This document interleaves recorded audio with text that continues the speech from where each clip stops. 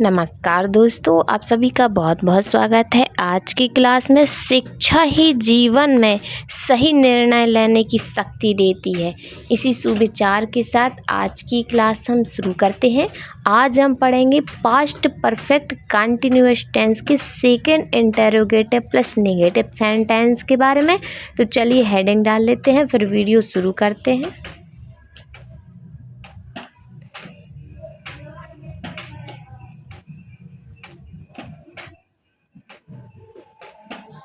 Past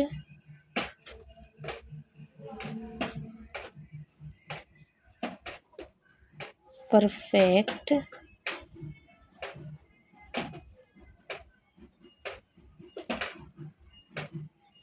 continuous tense.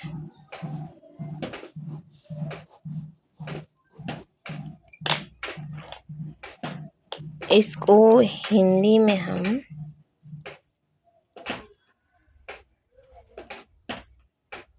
निश्चित अनिश्चित भूतकाल कहते हैं। हमें पढ़ने हैं इसके सेकेंड इंटरोगेटिव। सेकेंड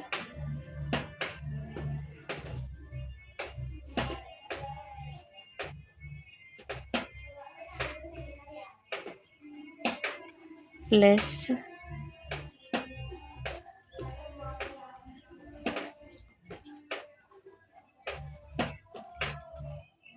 नेगेटिव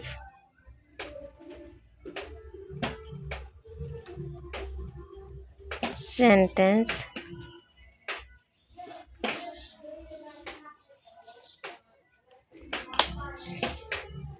इसको हिंदी में हम द्वितीय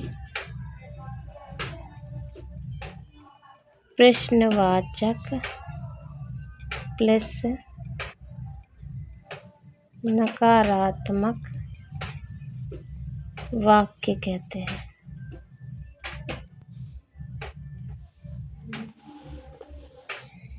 हम इसकी परिभाषा देख लेते हैं। पहचान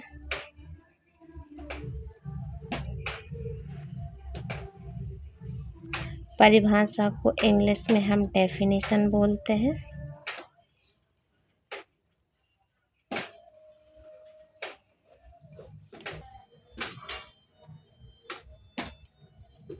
जिन वाक्यों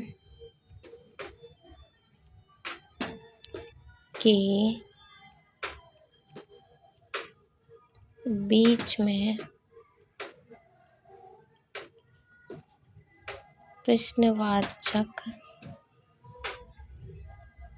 शब्द के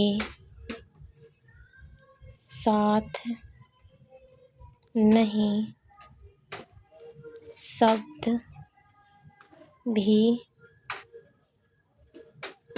आ जाए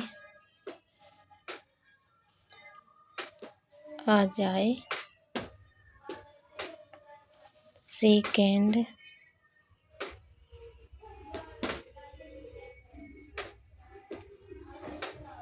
इंटरोगेटिव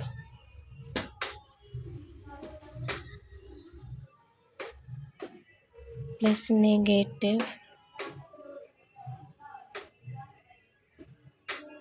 सेंटेंस कहते हैं। ये हमारी डेफिनेशन हो गई।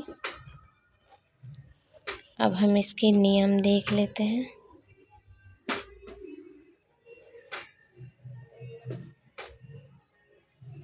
नियम को इंग्लिश में हम रूल बोलते हैं। इसके नियम है, पहला नियम है सहायक क्रिया के रूप में हैड बीन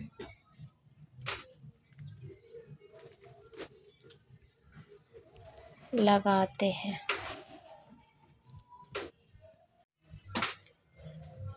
तो सेकेंड नियम है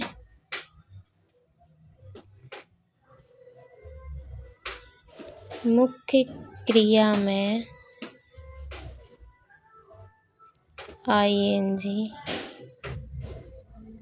लगाते हैं। थर्ड नियम है समय के लिए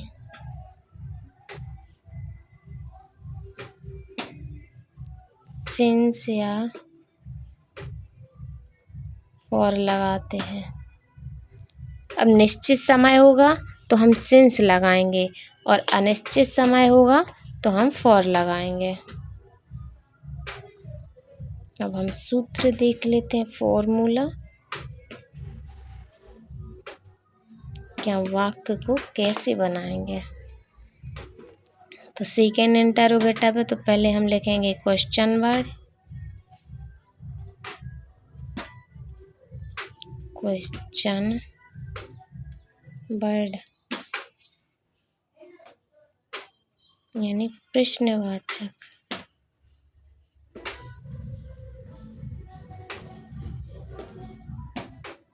उसके बाद लिखेंगे हम हेड, उसके बाद लिखेंगे हम सब्जेक्ट, सब्जेक्ट को हिंदी में हम कर्ता बोलते हैं। उसके बाद लिखेंगे नोट, उसके बाद लिखेंगे बीन, क्योंकि हमारी हेल्पिंग वर्ब है जो वो 2 पार्ट में है। उसके बाद लिखेंगे मेन वर्ब यानी मुख्य क्रिया,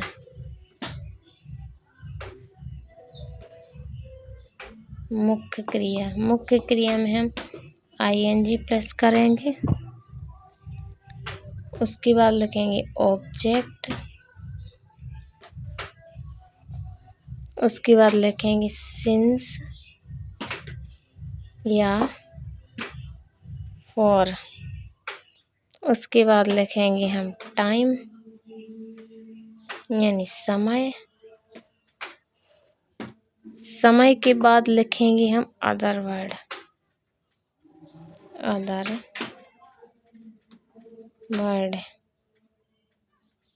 यानी अन्य शब्द, उसके बाद क्वेश्चन मार्क।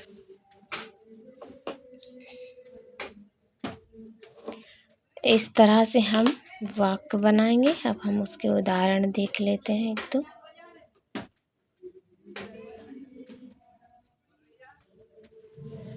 उदाहरण को इंग्लिश में हम एग्जाम्पल बोलते हैं।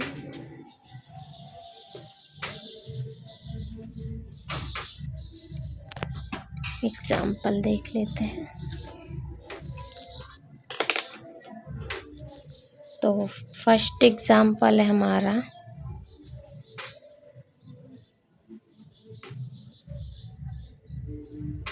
छोटू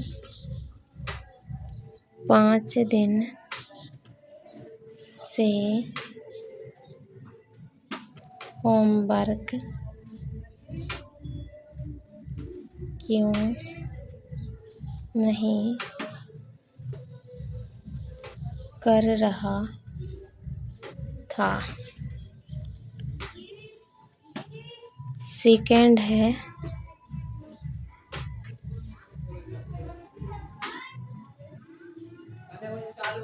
हम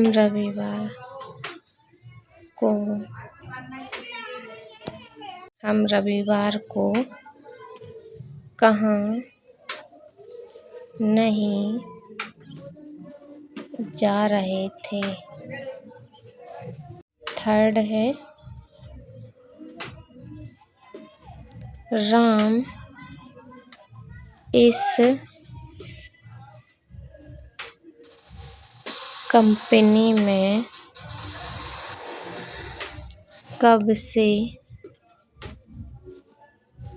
काम नहीं कर रहा था। अब हम इनको ट्रांसलेट कर लेते हैं। तो पहले हमें लिखना है प्रश्नवाचक शब्द जो है क्यों। तो लिखेंगे वाई। उसके बाद लिखनी हमें हेल्पिंग वर्ब हैड। उसके बाद लिखना सब्जेक्ट, सब्जेक्ट हमारा छोटू। उसके बाद लिखना नॉट। उसके बाद लिखना बीन। उसके बाद लिखना मुख्य क्रिया, मुख्य क्रिया है करना तो लिखेंगे डू। मुख्य क्रिया में आईएनजी तो होगा डूइंग। ऑब्जेक्ट है होमवर्क, होम वर्क। लिखेंगे सिंस या फिर फॉर। 5 दिन अनिश्चित समय है तो आएगा फॉर। टाइम है 5 days। Question mark. ये हमारा ट्रांसलेशन हो गया। अगला ट्रांसलेशन, पहले क्वेश्चन वर्ड तो आएगा वेयर। उसके बाद हेड। उसके बाद सब्जेक्ट तो आएगा वी। उसके बाद नॉट। उसके बाद बीन। मुख्य क्रिया है जाना तो होगा गो। मुख्य क्रिया में आईएनजी तो होगा गोइंग। ऑब्जेक्ट है नहीं है तो लिख सिंस या फॉर। तो रविवार निश्चित समय है तो आएगा सिंस। समय है रविवार तो आएगा संडे।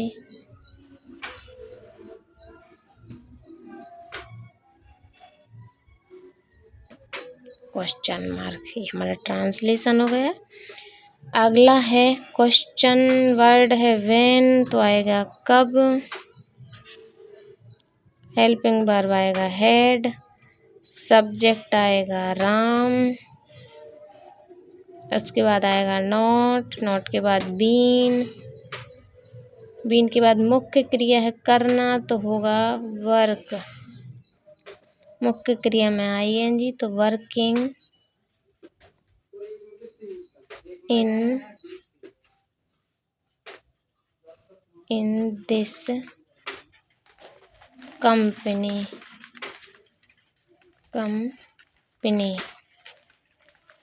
In this company. उसके बाद ऑब्जेक्ट के बाद सिंस या फॉर। तो कब से अनिश्चित समय है तो आएगा फॉर। ये ट्रांसलेशन हो गए। छोटू 5 दिन से होमवर्क क्यों नहीं कर रहा था। Why had Chhotu not been doing homework for 5 days। हम रविवार को कहाँ नहीं जा रहे थे।